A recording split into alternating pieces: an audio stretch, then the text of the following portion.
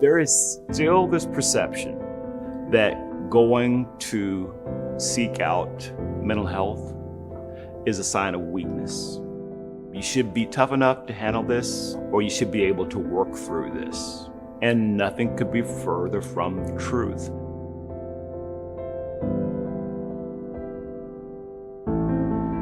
Sometimes we have difficult experiences that change what we believe about ourselves and the world around us. And all of us have those experiences. When I started adding in EMDR, I was amazed at the speed at which they could process through these tragic losses and get to a place of starting to find some peace around what had really been unimaginable pain for them. Sometimes people will say, well, I wouldn't need EMDR because I don't have these huge, horrific things that happen to me. Some of those traumas are not people shooting at you or car wrecks. For example, if you're in 6th grade middle school and you're reading a book report and everybody's laughing at you because you have horrible acne, that's a trauma. EMDR is useful and appropriate for people across the lifespan, multiple presentations, multiple kinds of struggles, multiple types of abilities.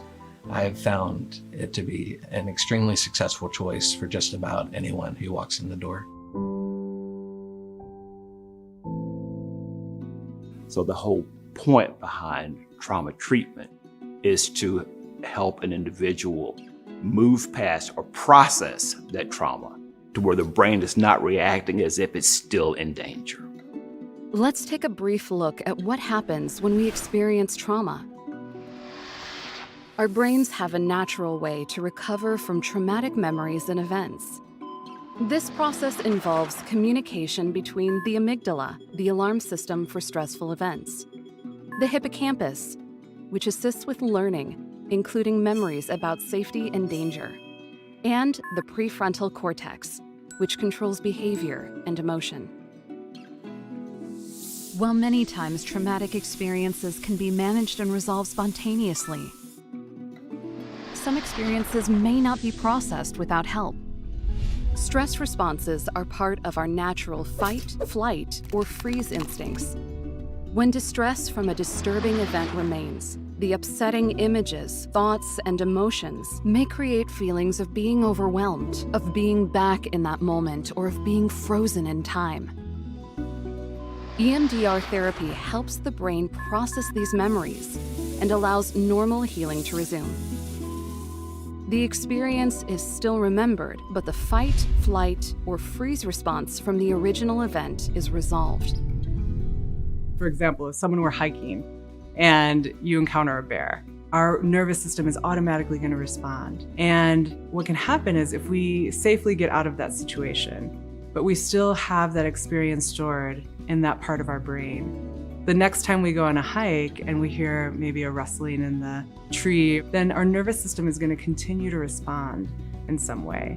One of the tricks that can happen is our mind convinces us that we're still reliving those memories. We're not just remembering them. Trauma and unprocessed painful experiences from the past is not a psychological thing. It doesn't mean that someone is weak psychologically. It's not a character issue. It's a brain thing. That events occurred that increased levels of stress, that interfered with the brain's ability to process the inflow of information, and that information got stuck in the nervous system, did not have the opportunity to get processed. We're explaining trauma as an understandable biological event that has happened, a change in the neurological linkage of your brain. And how can you be ashamed of that? If you break your arm, how are you ashamed that that arm is broken? No, I got a broken arm, I need to fix it. What actually is being fixed is neurological. The outcome of that is a cognitive shift. Is that you don't actually believe that you are helpless anymore. Once a client comes to a session and has completed history taking, then typically we identify the memory that we want to reprocess, any negative beliefs related to it. Those negative beliefs might be, I'm not safe, I'm not worthy, I don't have value in relationship to other people. And once we identify that negative belief and the distress related to that target memory, we also look at what could be a positive belief that we move toward. So folks think about this memory, and then we guide them through a series of sets of rapid eye movement, just 30 seconds. It allows the brain then to process small chunks of it at a time.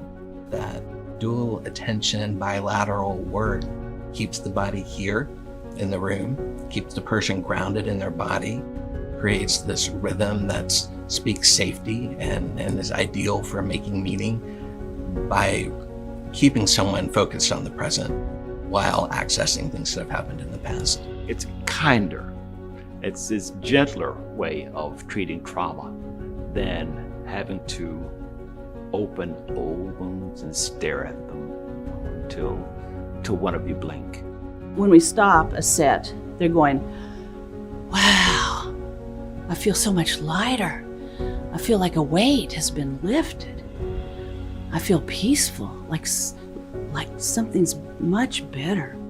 One of the things that I most commonly notice at the end of a successful EMDR session is a child who just feels more understood and more seen and more cared for, and they just have a different presence in their eyes.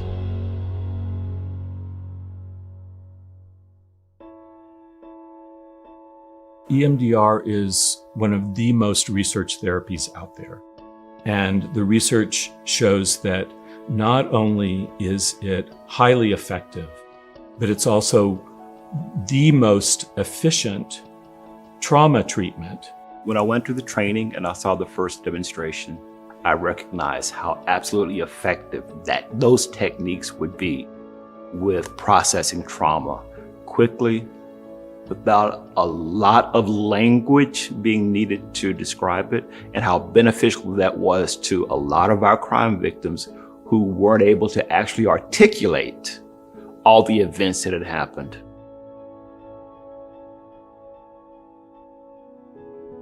EMDR therapy is proving effective in some of the most acute trauma scenarios.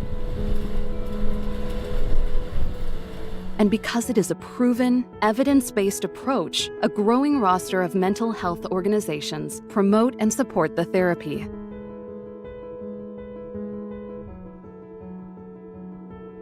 There's so much trauma worldwide.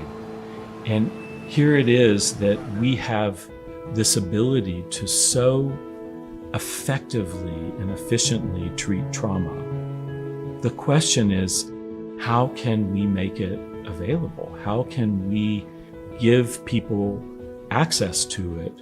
What I love in the work that I get to do is watching someone come into contact with a part of themselves that's previously only been confusing and disorienting, and all of a sudden find mastery over how to make meaning about that experience or that character trait or that memory. What a wonderful thing to witness. I feel so lucky to be able to do EMDR. The feedback that I get from clients who have really gone through the process of EMDR and able to complete EMDR therapy is that their lives are transformed. I never thought there would be a breakthrough like that in my career as a psychologist.